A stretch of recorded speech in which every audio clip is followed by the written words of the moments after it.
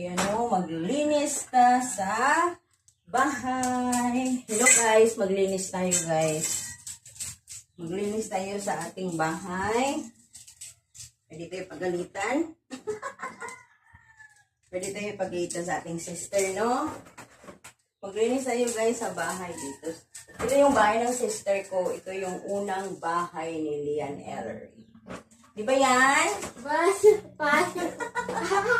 Ito yung unang bahay ni Lian, our autism child, no?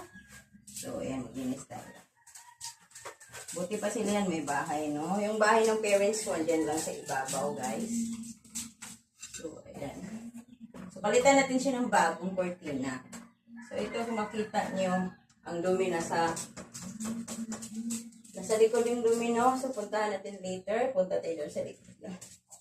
Hindi siya madali. Ito, pag finish line na siya.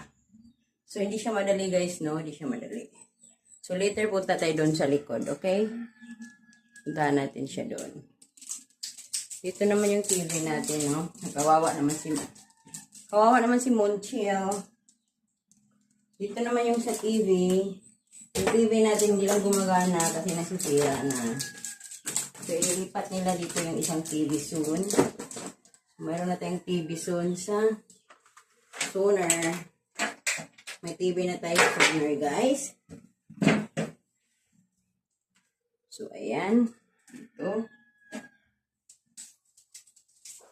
Mag-cleaning tayo. Minsan lang tayo mag-cleaning. Pag walang mga bata. Mag-cleaning tayo. Mag-cleaning.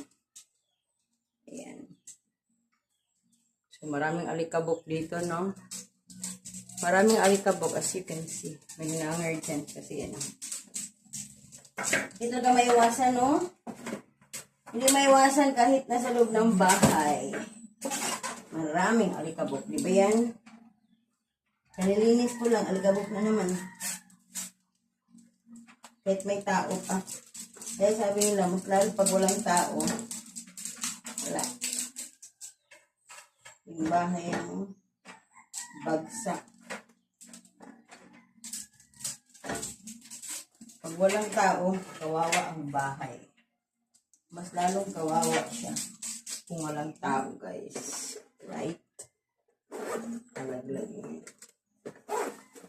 Mas lalong kawawa pag walang tao. So, yan ang muna guys, and thank you for